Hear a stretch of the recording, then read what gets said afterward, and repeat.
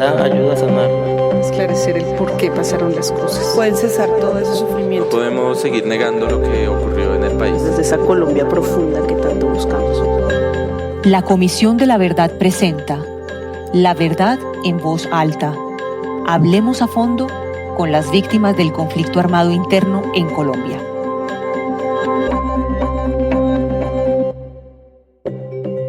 Bienvenidos a esta nueva emisión de La Verdad en Voz Alta. Los saluda Claudia Morales, recordándoles la intención de este espacio radial, que es el de permitirle a ustedes, a la sociedad, conocer las historias de las víctimas del conflicto armado en Colombia. Curiosamente, la semana pasada teníamos el testimonio de Aida Quilcué, miembro del pueblo indígena Nasa en el Cauca, y hoy les vamos a presentar a otra mujer de otra cultura indígena, de la Wayuu, y me gusta que esto esté ocurriendo porque nos permite reflexionar sobre nuestro papel como sociedad y también a quienes corresponde desde el Estado en beneficio de esas comunidades indígenas que representan a Colombia y que en muchos sentidos ha sido, por decirlo de alguna manera, olvidada la cultura, olvidada su participación y aún peor, olvidado su sufrimiento como consecuencia del conflicto. Así que en unos segunditos entonces saludaremos a nuestra invitada.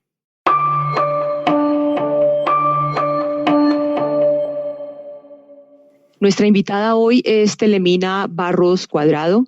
Ella es abogada indígena Wayuu del departamento de La Guajira. Bienvenida, Telemina, a La Verdad en Voz Alta y muchas gracias por estar con nosotros. Hola, muchas gracias a ustedes por brindarnos este espacio para este espacio de participación en la que podemos contar la verdad acerca de lo que ha sido el proceso de la masacre de Vallaportete. Telemina, la comunidad Wayuu es, digamos, un pueblo que representa una parte muy importante de la población indígena total de Colombia y el 48% de la población guajira. Pero hay muchas personas en Colombia que no tienen una mirada actualizada de lo que son los pueblos indígenas y de sus diferencias. Así que quisiera empezar esta entrevista preguntándole qué es eso que caracteriza a su pueblo. Bueno, el pueblo Wayuu se ha caracterizado por ser un pueblo fuerte, por ser un pueblo matrilineal, y así lo ha caracterizado también que a través del diálogo ha logrado resolver muchos conflictos internos y que ha utilizado la palabra, el diálogo, como una arma para defenderse, pero para defenderse y encontrarse consigo mismo y construir la paz y la armonía dentro del mismo territorio. Esas son una de las características que ha tenido el pueblo Wayuu, donde las mujeres, los niños y los adultos, según el código de guerra, se respetan. Ahora, el pueblo de ustedes también ha sido protagonista de nuestra historia por un hecho violento que en el año 2010, a través del Grupo de Memoria Histórica de la Comisión Nacional de Reparación y Reconciliación y de un informe, lo relató contando que el 18 de abril del año 2004, aproximadamente 40 paramilitares entraron a Vallaportete, allí en la Alta Guajira, torturaron y asesinaron a por lo menos 6 personas, varias de ellas eran mujeres, profanaron el cementerio, saquearon, quemaron las casas. Esto además produjo el desplazamiento forzado de más de 600 indígenas Wayuu. Hubo también violencia y tortura sexual contra las mujeres como mecanismo para arrasar y doblegar a miembros de este grupo étnico. Quiero pedirle, Telemina, que por favor nos cuente a nosotros, a la audiencia, sobre esta experiencia para usted, para su familia y para su comunidad. Hiciste un relato muy significativo, donde recoge todo lo que marcó la emblemática masacre de Vallaportete. Fue una experiencia que realmente no es solamente para la familia Fince Uriana o la familia Fince Pinayú o los miembros de la comunidad de Portete, no. Esto marcó la historia del pueblo guayú, debido a que se rompió el tejido social, no solamente de una comunidad, sino como tal de todo el pueblo guayú, porque se tocaron a mujeres, a mayores, y que se realizaron hechos violentos, como fue el de la tortura, como fue el de la violencia sexual, que eso jamás se había tipificado en el código normativo del pueblo guayú. Realmente es una situación que como mujeres nos marcó. Nos marcó porque en mi caso yo era una adolescente, estaba cursando mis estudios universitarios cuando estos hechos pasaron y nos cambió la vida realmente a todos, con el desplazamiento masivo de más de 600 miembros, no solamente de la comunidad de Portete, sino de otras comunidades alrededor que marcaron toda esta historia de nosotros. Asimismo, también nos sirvió para volvernos fuertes, que a pesar de la violencia que vivimos en nuestra comunidad como tal, nos hemos vuelto también símbolo de paz y que hemos ido en un proceso de construcción de verdad, de justicia, y no solamente una reparación económica o una reparación administrativa, no, sino que se dé una reparación colectiva, integral para todos nosotros, y que nuestro proceso sirva también o haya servido de ejemplo para otros casos que han ocurrido no solamente aquí en La Guajira, sino en otros pueblos indígenas a nivel nacional. Así es, usted lo está diciendo, Vallaportete es un territorio que queda deshabitado después de la masacre. Efectivamente, como lo dijimos, hubo un desplazamiento masivo y en ese delito que cometieron los paramilitares se habla también del pueblo guayú como víctima colectiva, porque también, como lo decimos, hubo violencia étnica y sexual y una agresión telemina que fue orientada especialmente contra las mujeres y que estuvo relacionada con la posición de ustedes dentro de la comunidad. Yo quisiera preguntarle cómo se puede explicar la relación entre el control territorial y la violencia que ejercieron contra las mujeres. Bueno, realmente el daño no solamente fue el daño físico o el daño que sufrieron las víctimas directas, no, también se habla del daño territorial, se habla de un daño colectivo. Sufrió el territorio al momento de que los habitantes de la comunidad se desplazaron, pero no obstante el territorio quedó solo, pero siempre se estuvo pendiente al territorio. Siempre se visitaba el territorio. De hecho, desde el primer aniversario de la masacre de Vallaportete, se realizó simbólicamente un yanama, que su primer yanama recibió el nombre de Sucuaypa Guayú. Y esto era a nivel de un trabajo para seguir salvaguardando todo lo que era el territorio. Este ejercicio se ha venido realizando año tras año y no ha parado un solo aniversario en el que no se trabaja. Desde ahí se empezó a trabajar todo un plan de retorno, un plan en búsqueda de verdad, en la construcción de la memoria y que iba todo entrelazado y conectado como el guarequer. ¿Qué es el guarequer? Es como la telaraña que va construyendo y va tejiendo cada momento en sí para ir formando como su casa. Eso fue lo que se realizó y esa es la conexión que hay. Me gusta mucho que mencione el yanama, que es un ritual, podríamos decir, con el que buscan este bienestar colectivo, Telemina, porque quisiera también ahondar un poco en la reparación, en cómo, ya me está dando una pista a través del yanama, pero cómo finalmente se puede sanar una comunidad después de un hecho atroz como el que ocurrió en Vallaportete. Esa sanación llegó, eso es algo que está en construcción, eso es algo que algún día se podría ver como un asunto del pasado, es algo que todavía duele. Bueno, hablar de sanación en estos momentos sería como muy irresponsable porque el dolor se encuentra intacto.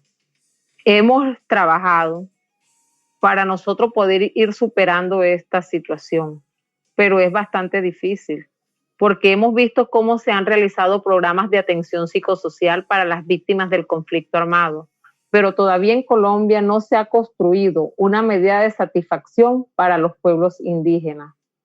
Para nosotros una forma, no llamarlo sanación ni reparación, pero para nosotros una forma de que nos pueda a nosotros ayudar a seguir trabajando toda esta afectación psicológica y moral que tenemos, es poderle dar sepultura a las personas que están desaparecidas o encontrarlas, saber qué pasó con ella, cuál es la verdad de los hechos y realmente poder dar ese segundo velorio que es tan importante para nosotros como pueblo indígena. Ir trabajando, pero hablar en estos momentos de sanación es muy difícil. Es muy difícil cuando tenemos 2 desaparecidos, cuando en estos momentos no hemos podido trabajar un retorno con todas las garantías. Entonces, de verdad que entonces se vuelve como un poco tedioso decir que hemos sanado. Hemos aprendido a vivir con el dolor. Hemos aprendido a vivir en la sociedad frente a todo lo que se ha hablado del proceso de paz. Hemos aprendido a construir, pero realmente todavía nosotros estamos muy dolidos. Estamos muy dolidos porque no conocemos la verdad. No ha habido una justicia totalmente de los hechos cuando varios de las personas que realizaron los hechos aún están, a pesar de tener órdenes de captura, a pesar de estar algunos condenados, aún la justicia colombiana no ha actuado en la captura de estas personas. Entonces realmente eso sigue generando ese daño o sentimos que no estamos completos en ese tema de sanación. Asimismo, ver cómo personas que podrían ser clave en saber dónde están las desaparecidas aún no cuentan la verdad. Entonces, realmente eso se vuelve un poco difícil. Lo entiendo perfectamente. Y entonces esto que usted dice me abre la curiosidad sobre su labor como abogada en conjunto, también en unión con el trabajo que han hecho con su hermana Débora Barrios. Telemina, me gustaría que le contara a la audiencia en qué ha consistido ese trabajo y cómo en medio de las dificultades han podido beneficiar con él a la comunidad. Bueno, se ha hecho un trabajo bastante fuerte, podríamos llamarlo, donde se ha buscado la unificación de la comunidad. Al mismo tiempo, lo primero que hemos exigido, no solamente como Débora Telemina, no, sino como colectivo, ha sido la verdad y la justicia. Es de las principales tareas que hemos tenido. Al mismo tiempo, también hemos hecho exigencias al gobierno y hemos podido adelantar ciertas gestiones para la comunidad. No ha sido fácil por la falta de voluntad política que se vive en el municipio y, por qué no decirlo, por la inestabilidad administrativa que hemos tenido en el departamento. Hemos mantenido el proceso donde debe de estar, que es en las altas esferas, para que el proceso no quede en la impunidad y no quede en el olvido. Eso ha sido como de las principales tareas que hemos tenido como líderes de la comunidad de Portete. Ahora, leí unas palabras que su hermana Débora, bueno, de tantas que ustedes han pronunciado a lo largo de estos años, en las que ella decía que para lograr una paz sostenible también es necesario invertir en educación, en salud, en vivienda, en servicios públicos. Ustedes además han asegurado que es necesario reconocer la lucha de las mujeres, lo acaba de decir, también avanzar en los temas de verdad y de reparación. Y yo creo en esas palabras, yo creo que ese es el camino, especialmente en lo que tiene que ver con la inversión social. Pero esa realidad que describen, yo al menos desde donde estoy la veo siempre muy lejana. Y quisiera preguntarle, ¿qué podría hacer la sociedad para revertir esa realidad y para mejorarla? Pues realmente es la misma pregunta que también nosotros nos hemos ido realizando año tras año. ¿Qué puede hacer la sociedad? Pues podría ayudar a impulsar exigiéndole al gobierno que se dé un retorno con todas las garantías y los mínimos vitales para que esta comunidad pueda seguir construyendo sus procesos. Exigirle al gobierno que tenga más voluntad política frente a todos estos temas. Se ha hablado de educación, de salud, de vivienda, pero realmente muchas de estas políticas públicas quedan plasmadas en documentos, pero al momento de realizarlas se podría decir que son inexistentes. Hay un tema muy particular que te lo quiero colocar de ejemplo y es que Vallaportete antes de la masacre tenía colegio, tenía centro de salud y que hasta el momento eso no ha sido posible restablecerlo. Sencillamente porque para el gobierno nacional, mientras que no esté la red hospitalaria en el departamento, no podría hacerse el centro de salud nuevamente.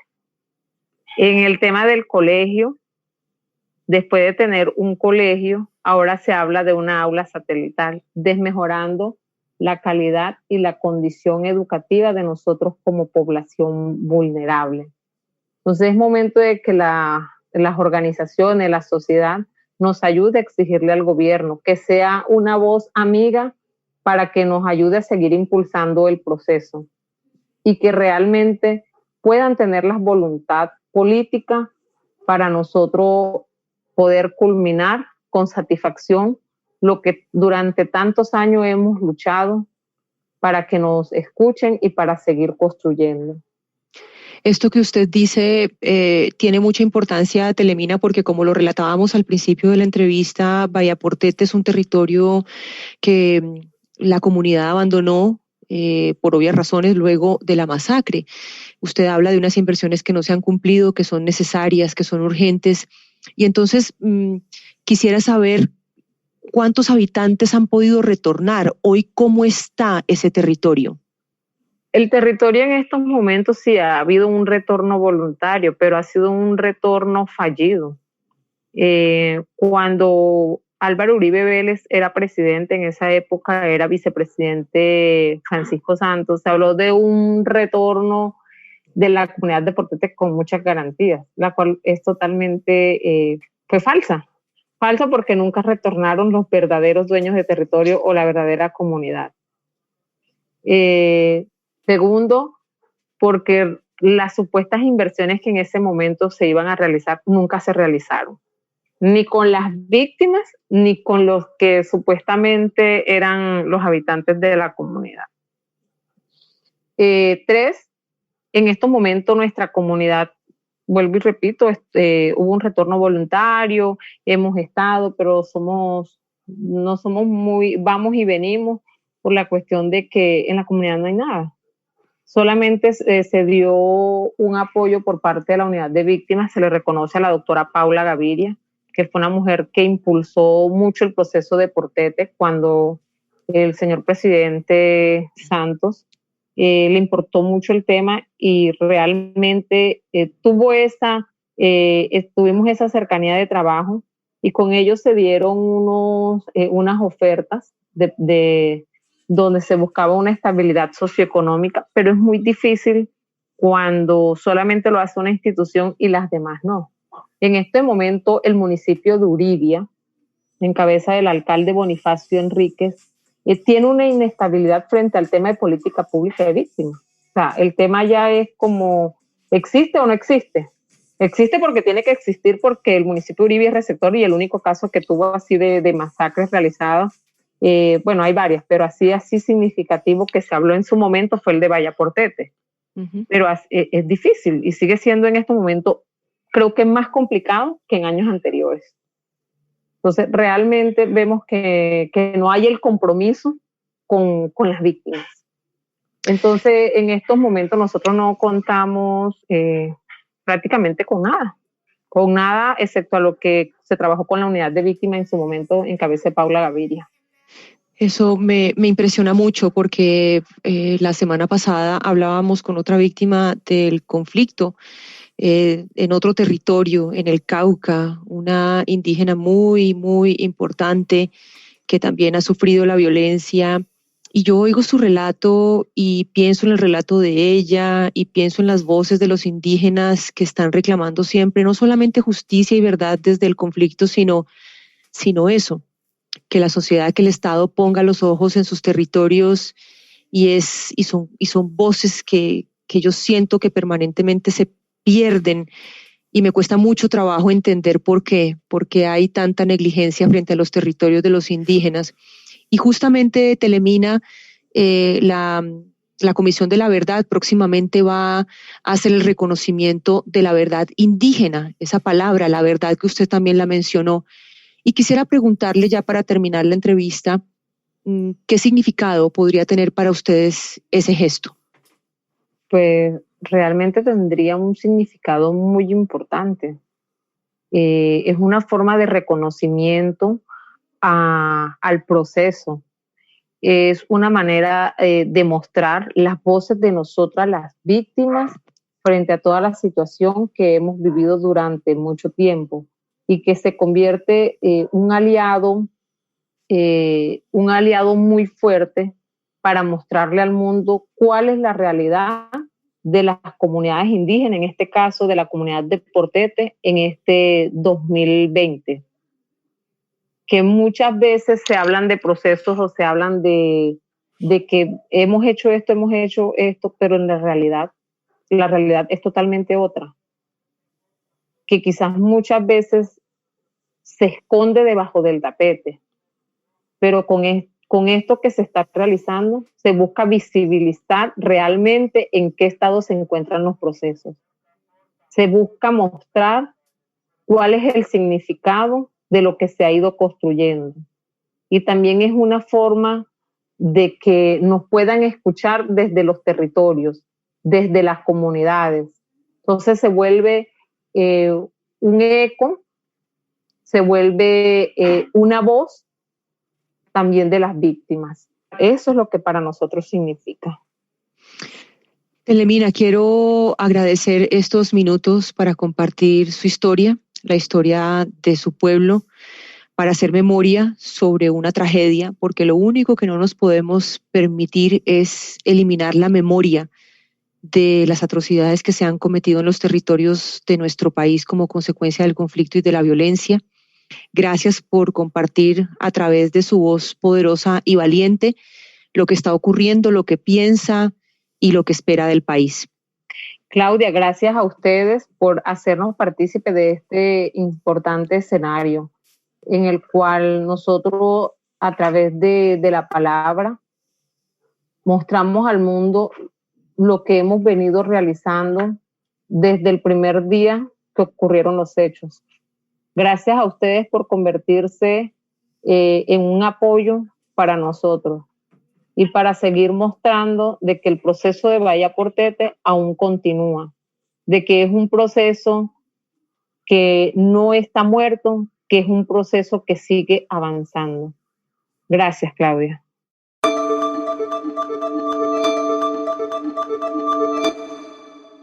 Pueden encontrar la entrevista con Telemina Barros Cuadrado en la página comisiondelaverdad.co, en las redes de la Comisión de la Verdad y en la plataforma de Spreaker con el nombre del programa La Verdad en Voz Alta.